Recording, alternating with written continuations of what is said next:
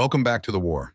Now, I know what you're thinking. This is a heavy question, but stick with us because by the end of this video, you might see World War II from a whole new perspective.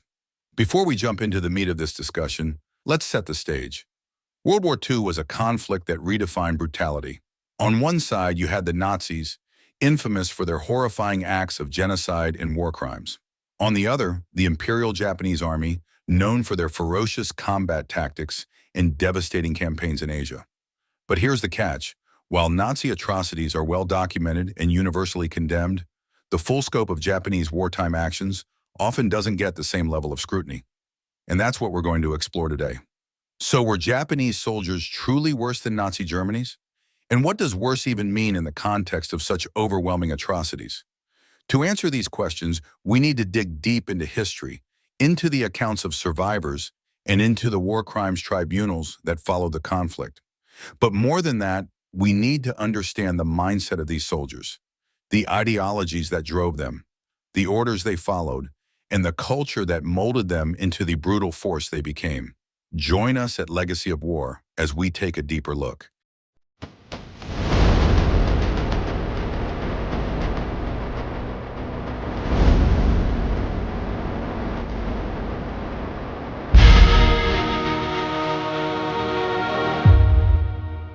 The ideology and training of Japanese soldiers.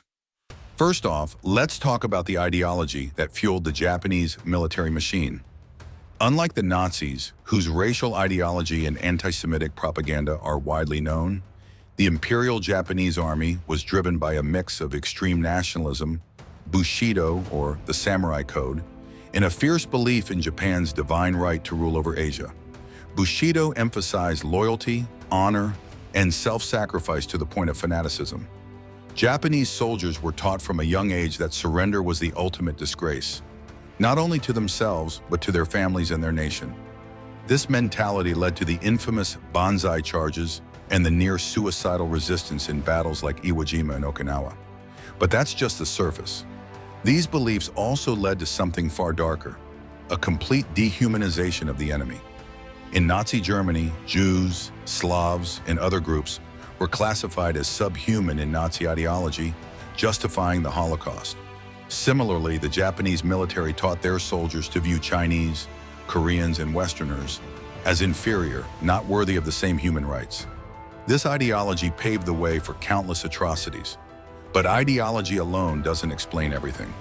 Let's dig a bit deeper into the training these soldiers underwent.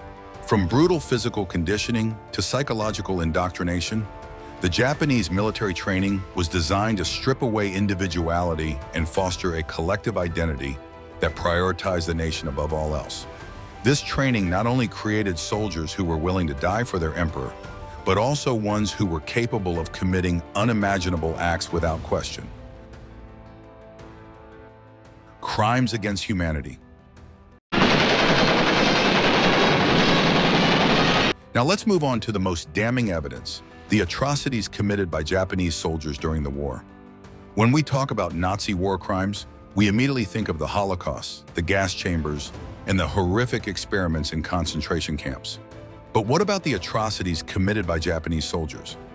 One of the most infamous events was the Nanjing Massacre, also known as the Rape of Nanjing. In December 1937, after capturing the Chinese city of Nanjing, Japanese soldiers went on a 6-week rampage. Estimates of the death toll vary, but it's widely believed that over 200,000 Chinese civilians and disarmed soldiers were slaughtered. And it wasn't just killing. The soldiers engaged in widespread rape, looting, and arson, leaving a city in ruins and a population traumatized. And this wasn't an isolated incident. Across Asia, in places like the Philippines, Korea, and Southeast Asia, Japanese soldiers committed numerous war crimes. The use of forced labor, or comfort women, where women, many of them Korean, were forced into sexual slavery, is another dark chapter in this history. The soldiers' actions left scars that are still felt in these regions today. But let's not lose sight of our main question. Were these acts worse than what the Nazis did? It's a tough call. The scale of the Holocaust is staggering, with 6 million Jews killed in a systematic, industrialized genocide. On the other hand, Japanese atrocities were often more chaotic, but no less brutal. The systematic nature of Nazi war crimes versus the widespread, almost spontaneous brutality of Japanese forces presents a difficult comparison. But in terms of sheer cruelty and disregard for human life, both regimes exhibited a level of inhumanity that defies comprehension. Don't forget to check out our selection of playlists. We cover other wars like Vietnam, the World Wars, as well as Viking and Roman times. We will also be adding to our collection soon. Make sure you like, subscribe, and let us know your thoughts in the comments. Now relax and enjoy the video. That's in order. The fate of prisoners of war. Another critical aspect to consider is how Japanese soldiers treated prisoners of war. The Nazis were notorious for their treatment of POWs, especially those from the Soviet Union, many of whom were starved or worked to death in concentration camps. But Japanese camps weren't much better, and in some cases, they were arguably worse. The Bataan Death March is one of the most well-known examples of Japanese cruelty. After the fall of Bataan in the Philippines, approximately 75,000 Filipino and American troops were forced to march over 60 miles under the scorching sun with little food or water. Those who fell behind were beaten or killed. Thousands died along the way. In Japanese POW camps, prisoners were subjected to brutal treatment, forced labor, and medical experimentation. Not unlike the horrors found in Nazi camps. The Geneva Conventions were blatantly ignored. In fact, the Japanese government hadn't signed the Geneva Conventions, which meant that their soldiers had little to no regard for the humane treatment of prisoners. This neglect wasn't just a matter of oversight. It was a deliberate policy driven by the belief that those who surrendered were beneath contempt. So how do we measure this against Nazi atrocities? It's another difficult comparison. The Holocaust stands as a unique event in its horrifying scope and intent. Yet the suffering of Allied POWs in Japanese camps was immense and deadly, adding another layer of complexity to our original question. The aftermath and legacy. As we approach the conclusion, let's talk about the aftermath of the war. Both Nazi Germany and Imperial Japan faced justice at the hands of the Allied powers, but the outcomes were different. The Nuremberg trials famously prosecuted top Nazi officials for crimes against humanity, and many were executed or imprisoned for life. The Tokyo trials did the same for Japanese war criminals, but with less international attention. Many Japanese officials were also sentenced to death or long prison terms, but unlike in Germany, where there was a concerted effort to denazify the country, Japan's war crimes have often been downplayed or outright denied by some elements within Japan. This has led to ongoing tension with neighboring countries, particularly China and Korea, who still bear the scars of Japanese occupation. What's more, the legacy of the Japanese military's actions during World War II continues to influence East Asian geopolitics today. The memory of these atrocities remains a painful reminder of the past, one that complicates Japan's relationships with its neighbors and its own national identity. Conclusion, the final verdict.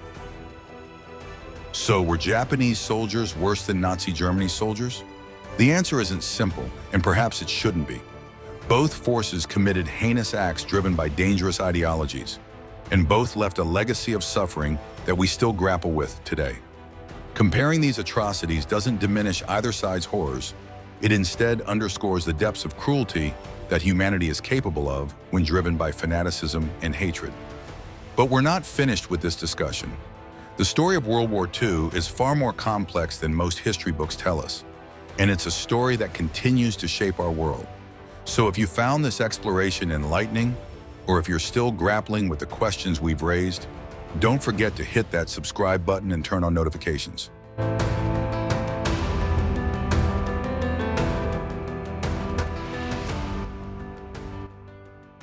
Thanks for watching. Don't forget to like, subscribe, and leave your thoughts in the comments. Check back in again soon. Salute.